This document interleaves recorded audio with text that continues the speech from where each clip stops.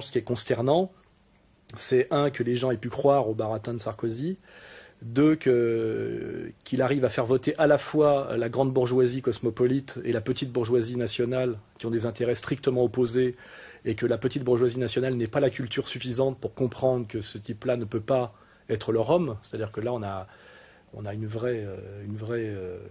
vrai problème de formation, quoi, d'inculture. Et troisièmement, que même beaucoup d'électeurs frontistes, que j'appelle les droitards, qui ont vocation à toujours trahir, sont partis chez Sarko, parce qu'il suffit qu'un bourgeois internationaliste, comme le sont tous les bourgeois aujourd'hui, puisqu'on fait de l'argent à l'international, leur balance 2-3 saloperies sur les Arabes, et ils sont tous allés voter pour lui, quoi. Donc c'est catastrophique. C'est ça qui est le plus déprimant. Heureusement qu'il reste les ouvriers et les paysans, qui, eux, se sont bien tenus et ont voté front, puisque les bastions les plus solides sont les bastions populaires, même si certains gens du peuple ont voté Sarko, sur la thèse de la sécurité, parce que pour eux, la sécurité aujourd'hui est un acquis social et la condition du maintien des acquis sociaux. Donc il y a une vraie analyse à faire. C'est pourquoi des gens des milieux populaires ont voté Sarko, à cause de la communication sécuritaire. Et c'est vrai que l'insécurité touche d'abord les couches populaires, et sans sécurité, il n'y a rien qui suit, quoi, hein, je veux dire, et donc Sarko a été très bon. Il a fait exactement ce qu'il fallait faire pour se faire élire. Il a entièrement plagié la ligne de Le Pen, ce qui prouve que c'était la bonne ligne. Et trois, ce qui a été très, très déprimant, c'est qu'avec beaucoup de pognon et beaucoup de médias et beaucoup de mensonges, on peut se faire élire, et que l'électeur français est quand même un gogo, et que là, on peut douter de ce qu'est la démocratie. C'est-à-dire, c'est difficile d'avoir à la fois les meilleurs et le plus grand nombre. Et puis, dernier point ennuyeux, c'est que beaucoup de gens qui votaient Front ont voté Sarko, ce qui veut dire que c'est pas entre guillemets, une clientèle fiable. Et comme je vous l'ai dit, il y a beaucoup de petits bourgeois soi-disant patriotes et nationalistes qui vont voter pour la grande bourgeoisie d'affaires uniquement parce qu'à un moment donné, on leur fait un clin d'œil sur les bougnoules, quoi. Et ça, c'est très, très moralement déprimant. Et c'est là où je dis que Le Pen a fait une très bonne campagne, même sur le plan moral, quoi, sur le plan des idées, parce qu'il n'est pas tombé dans cette démagogie qui de toute façon était celle de Villiers et qui a amené Villiers à 2-2. Donc il n'y avait pas de place à droite de Le Pen en réalité. Le piège était parfaitement construit et on ne pouvait pas, comment dirais-je, s'en sortir, à moins de changer le peuple de France. Et là, le problème, c'est que je me dis maintenant, c'est même plus le problème de l'immigration. La France, c'est qu'il faudrait... c'est pas le problème, je dirais, des Maghrébins. La France, c'est le problème des Français eux-mêmes. C'est que si on veut avoir demain des Français patriotes, il va falloir importer des Slaves. Hein, je pense qu'il va falloir importer des Serbes et des Russes, quoi. C'est la seule solution, parce que le peuple de France, quand je regarde ce que c'est des employés de bureau avec des piercings et des tatouages maoris, quoi. Je veux dire, c'est une catastrophe. Hein. Bah, moi, j'ai monté une petite association qui a vocation à grandir, qui s'appelle Égalité et Réconciliation, où je continue, on va dire, à la gauche du front, un pied dedans, un pied dehors, ce que j'ai fait pendant la campagne dans le cadre de l'Union des Patriotes et dans le cadre de la campagne de Le Pen, c'est-à-dire essayer d'amener au nationalisme des gens issus de la jeunesse née après les années 80 et issus souvent de la gauche, en leur expliquant que le nationalisme, c'est économiquement de gauche, et en plus anti-raciste, entre guillemets, puisque la préférence nationale, quand on sait ce qu'est la nation française, n'a rien à voir avec la préférence raciale, alors que toute la gauche trotskiste est sur la discrimination positive et a donc des positions racialistes, même négativement, puisqu'ils voient des Noirs, des Arabes, nous on voit des Français, et on essaie de défendre les acquis sociaux de la France du CNR, quelle que soit l'origine du français. Donc c'est l'inverse total de Madame Taubira, c'est que nous on s'adresse à des Français quelle que soit leur couleur, elle s'adresse à des Noirs quelle que soit leur nationalité. Donc qui sont les racialistes? C'est la vraie question qu'on peut poser. C'est plutôt les gauchistes aujourd'hui, même s'ils n'en ont pas conscience. Et deuxièmement, aujourd'hui, pour faire une économie de gauche et une économie qui défende le travail contre le capital, il faut être nationaliste. Et donc c'est ce travail-là que moi je fais, c'est d'expliquer qu'aujourd'hui, être nationaliste, c'est être doublement de gauche sur la question raciale et sur la question économique. Et que là, on est sur un paysage où on est passé du libéralisme libertaire au libéralisme pseudo-sécuritaire, c'est-à-dire de Cohn-Bendit à Sarkozy, et que nous, il faut qu'on soit des anti-libéraux autoritaires. Et pourquoi autoritaires? Parce qu'il n'y a que par l'autorité politique qu'on peut lutter contre la toute-puissance du monde de l'argent. Et que finalement, le libéralisme libertaire et le libéralisme sécuritaire, c'est la continuation du libéralisme dans une période, on va dire, moralement dégradée, Et que la différence entre le libéral libertaire et le libéral sécuritaire, c'est que c'est le même, finalement, bourgeois de gauche qui trouvait très marrant que des délinquants emmerdent des petits blancs en banlieue, et dès lors que ces délinquants ont passé le périphérique pour venir les emmerder en centre-ville, eh ben, ils sont passés, on va dire, du PS à l'UMP. C'est ça la réalité du petit Marc Westman et de tous ces ordures de mai 68 qui aujourd'hui ont voté plus ou moins Sarkozy, que ce soit ouvertement comme Glux, je ne sais même plus comment il s'appelle, le spécialiste de la cause tchétchène, là, qui a le physique de Marguerite Duras, j'ai même oublié son nom, ou honteusement comme Finkielkraut. Et moi, finalement, je me sens plus proche d'un Chivardi, je me sens à égale distance d'un Chivardi et d'un Le Pen, quoi, dans l'opposition et dans la résistance. La terrible soirée de la Concorde, c'était voir Enrico Macias et Arthur flanquer Sarkozy chanter la Marseillaise, ça fait très très mal. On peut avoir mal à la France, et ça légitime a posteriori tout mon engagement, car l'homme le plus cultivé, le plus élégant, le plus gaullien de cette campagne électorale était sans aucun doute, je crois que même Konopnicki l'a admis, Jean-Marie Le Pen. Et malheureusement, je crois que Le Pen, comme moi, a une vision du peuple de France qui malheureusement ne correspond plus tout à fait au peuple d'aujourd'hui. Une vision du peuple qui était encore valable dans les années 60, 70, peut-être début 80. Mais là, avec le travail de destruction des jeux, des médias, du travail qu'a fait TF1, effectivement, le peuple de France a tendance à ne plus être au niveau. C'est-à-dire que Le Pen était trop bien pour eux. Et comme je vous le dis, je crois qu'il va bientôt falloir qu'on importe des Russes, des Slaves et des Serbes en France pour avoir à nouveau un peuple de France respectable. Parce que moi, on ne peut pas aimer la France malgré les Français, quoi. On ne peut pas vouloir sauver le peuple quand le peuple ne veut aller qu'à la déchéance. Et aujourd'hui, c'est quoi un Français moyen? C'est plus un héros des films d'Audiard, c'est un employé de bureau, avec, je vous dis, avec un piercing, un tatouage maori, qui regarde le film porno de Canal+ le vendredi soir, en essayant de coller le sextoy qu'il a offert à sa femme sur le catalogue de la Redoute dans le cul de son chien, quoi. Je veux dire, on en est pratiquement là, hein. Peut-être qu'il faut accepter un mouvement national transcourant, enfin, je veux dire, ni gauche ni droite, qui est aussi un débat, hein, c'est-à-dire, parce que c'est ce clivage gauche-droite, on sait plus que c'est la gauche sociale et la gauche sociétale est strictement l'inverse. Et pareil, la droite sociétale et la droite sociale est également l'inverse. Donc moi, je me sens socialement de gauche et sociétalement de droite aujourd'hui, c'est-à-dire l'inverse du libéral libertaire, c'est-à-dire du pouvoir d'hier, et aussi le contraire du pouvoir d'aujourd'hui, qui est un libéral sécuritaire, c'est-à-dire qui est, on va dire, sociétalement de droite et socialement de droite, hein. Et la démocratie, c'est ça, c'est l'ère du mensonge absolu. Donc à un moment donné, finalement, je comprends pourquoi De Gaulle se posait à un moment donné la question de la restauration de l'Ancien Régime, qu'il était allé voir le comte de Paris. C'est que je me demande même, moi, si quelque part, il ne faut pas être anarcho-monarchiste aujourd'hui, en gros, hein, ou punko-maurassien, tout est possible. Enfin, on doit tout rediscuter aujourd'hui.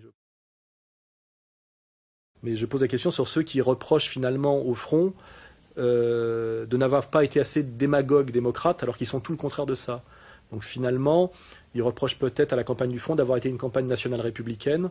Et donc ces gens-là, ce sont des gens, en fait, je dirais, d'extrême droite, et je dis ce sont d'extrême droite au sens répugnant pour moi du terme, c'est-à-dire finalement qu'on toujours fait le tapin pour la bourgeoisie, et finalement je dis le problème c'est vous, car en réalité vous avez voté Sarkozy, parce qu'un bourgeois en cravate qui dégueule sur les Arabes, ça vous plaît, quoi. Je veux dire. Et il suffit de me montrer un peu du doigt les immigrés pour que vous oubliez tout le travail de destruction du libéralisme, qui est le problème depuis le début, et le piège dans lequel une certaine droite nationale bien conne et bien haineuse, tombe systématiquement depuis le XIXe siècle. Le système est très puissant, il a beaucoup de moyens, il lobotomise de façon très efficace avec l'idéologie hédoniste, parce qu'en même temps, c'est vrai que ces gens-là, la soumission passant par le plaisir, c'est beaucoup plus dur de lutter qu'une soumission passant par le déplaisir. Alors la société de consommation a inventé ce fascisme du désir, hein, d'ailleurs que Kluskar avait très bien compris dès 72, Pasolini. C'est ça le gros piège dans lequel on est depuis les années 70. C'est le néofascisme du désir. C'est très dur de dire aux gens, ça vous fait du bien, mais c'est mal, pour des raisons de conscience. C'est-à-dire qu'on met en avant des catégories qui sont difficilement accessibles à des abrutis, les catégories de la conscience, de la culture, de la dignité. On est sur une posture grecque, là, et effectivement, mais je veux dire, le problème, c'est que le combat est un but en soi. Je veux dire, de savoir si ça. Il y a des gens qui m'ont dit, qui sont d'ailleurs, à mon avis, des gens qui m'ont dit, oui, j'ai voté Le Pen comme tu me l'avais dit, ça a servi à rien, comme s'ils avaient gratté un ticket de loto. J'ai dit, mais connard, t'as voté Le Pen pour des raisons d'honneur. Je veux dire, c'est pas, tu vois, c'est pas, j'ai joué, j'ai pas gagné. Et d'ailleurs, ces gens-là m'ont souvent menti, ils avaient voté Sarkozy, parce que je repère exactement le profil psychologique du faux droitard, soi-disant dur, qui est prêt à toutes les collaborations et qui finalement, je veux dire, c'est quand certains posent la question quel est l'avenir de la droite nationale, bah, si vous continuez à être aussi con, bah, c'est de faire le tapin pour la droite libérale, comme vous l'avez toujours fait, et chaque fois qu'un mec vous proposera la botte, vous irez, quoi. Je veux dire, heureusement que le petit peuple s'est bien tenu, parce que c'est quand même lui qui s'est encore le mieux tenu dans cette élection. Oui, oui, oui. Oui, Nab l'a bien dit, c'est que la pseudo-fête de la Concorde ressemblait beaucoup à la, comment dirais-je, à la chute de Saddam Hussein filmée par l'armée américaine, quand ils avaient déglingué la statue. En réalité, c'est de la mise en scène. Et quand tu y allais, il n'y avait rien, pas d'ambiance, personne. Tu voyais du bourgeois du 8e arrondissement content d'avoir gagné. Je veux dire, ces gens-là n'ont aucune fibre, de toute façon. On les voit, ils savent pas descendre dans la rue, c'est même pas leur culture. Donc ils étaient venus voir Arthur et Enrico Macias chanter la Marseillaise, genre on a gagné, poi poi, quoi, tu vois. C'était froid, c'était minable. Je veux dire, la fête populaire au Flandrin, ça ne veut rien dire. Donc, je veux dire, pour l'instant, on est dans un monde, il y a eu victoire des médias, victoire de l'argent. On est dans le show, on a vu. Sarko est très bon, il fait du casting, c'est-à-dire que là il a fait une espèce de truc, on se dit tiens c'est de l'ouverture, c'est moderne, c'est différent. C'est un peu comme quand l'actuel faisait nouveau et intéressant. Vous voyez, c'est la même arnaque. Et puis après, il y a ce que Lénine appelle l'éternel retour du réel, c'est-à-dire les rapports de production, le rapport capital-travail, tout ça. Il faut attendre quelques mois. Alors je pense que là, les législatives étant un mois après les présidentielles, Sarko va ramasser la totalité de la mise. Et puis après, il va falloir qu'il gère. Et je me dis, attendons. Hein, l'histoire n'est jamais finie. Hein, faut pas oublier ça. Attendons, restons là, produisons une critique intelligente. Pas non plus de l'obstruction à tout prix, comme les gauchistes là, les trous du cul là, qui a 200 le soir ou le lendemain, 3 jours d'ailleurs, c'est-à-dire 3 minutes par rapport au temps politique, sont allés casser 2-3 trucs pour lutter soi-disant contre le fascisme. Je veux dire, j'ai pas du tout cette posture-là. Laissons Sarkozy. Soit tenir ses promesses, soit les trahir. Si réellement il remet la France sur ses pieds, si nous sort de cette espèce de droit de l'homisme post-68 art insupportable, regardons le faire. Je veux dire, moi je suis même pas pour l'obstruction à tout prix. Simplement, je ne crois pas à la magie, je ne crois pas au miracle. Je ne crois pas qu'avec une épistémologie de droite, on puisse faire une éthique de gauche, pour reprendre une phrase de Lukács, et je ne crois pas qu'avec l'argent des Américains, on puisse faire une politique gaullienne. Hein. De Gaulle lui-même, à un moment donné, s'est posé la question, il y a répondu en virant les Américains du territoire français. Et d'ailleurs, la deuxième fois qu'il a voulu se révolter, en 67, puisqu'il y a eu plusieurs sujets qui sont arrivés, comme la réintroduction de l'étalon or, pour sortir de l'étalon dollar, et puis une certaine critique aussi après les vedettes de Cherbourg d'un certain peuple sûr de lui et dominateur. Un an après, il était foutu dehors, mais au moins il avait tenté de résister. Donc moi, je suis dans cette, finalement, je m'inscris dans cette tradition assez étrange que j'appellerais gaulo-lepéniste. Vous voyez, il faut continuer à résister, produire de la critique intelligente. Pas stupide, parce que moi, je veux dire, entre Sarkozy et le gauchisme, je choisis pas. Et je dis même que les gauchistes ont fait un gros boulot pour Sarkozy. Parce que moi, j'ai vu des affiches sur les murs dans les quartiers bobos, avec une tête de mort, des affiches d'Act Up en disant, en gros, avec Sarkozy, on est tous morts. Et moi, je crois qu'un bourgeois qu'insupportent les petits flics, les petits Torquemada gays de Act Up, ça les incitait à voter Sarko, parce que tous les gauchistes qui ont traité Sarko de facho ont fait campagne pour lui. Tout le monde dit attention, il est sécuritaire, ce mec-là va lutter contre l'immigration, on fait campagne pour lui. Or, les gauchistes sont infiniment stupides parce qu'en réalité, Sarko est beaucoup plus immigrationniste qu'eux. Il est immigrationniste comme l'est un vrai capitaliste mondialiste, comme l'est un Berlusconi. Il est, lui, pour la régularisation massive des sans-papiers, pas pour des raisons d'humanisme et de droit de l'homisme stupide, mais pour des raisons bien senties de profit du capital. Donc, je vous dis, il y avait le vrai problème du deuxième tour, c'est que voter, quand je voyais qui il y avait au meeting de Charletti derrière Ségolène et qui il y avait au meeting de Sarko, là il y avait un vrai problème, c'est que je ne pouvais voter pour aucun des deux. Ça m'insupporte autant d'entendre Yannick Noah faire le chanteur des... Enfin, Yannick Noah chante aussi mal que Patrick Bruel ou que C'est aussi insupportable d'entendre la Marseillaise chantée par Yannick Noah que de l'entendre chanter par Enrico Macias. Aussi insupportable pour moi. Et donc, finalement, je me dis, on avait le choix entre les connards d'hier et les connards de demain. Et finalement, les connards d'hier, ça fait depuis 68 qu'on les voit faire leur numéro. C'était la clique qui était derrière Ségolène, même si Ségolène ne leur ressemblait pas. C'est même elle qui a sauvé, à la limite, qui a permis à la gauche d'être pas ridicule pendant cette campagne. C'est assez étrange, puisqu'elle était, à la limite, c'est une femme d'extrême droite, quelque part, selon les gauchistes. Hein. Et là, on va passer on a donné le pouvoir aux connards de demain. Bah, c'est toujours ça de prix, comme ça, on va sortir du vieux baratin bobo, quoi, je veux dire, du vieux baratin gauchiste et 68 arts. Donc maintenant, on est passé du libéralisme libertaire au libéralisme sécuritaire.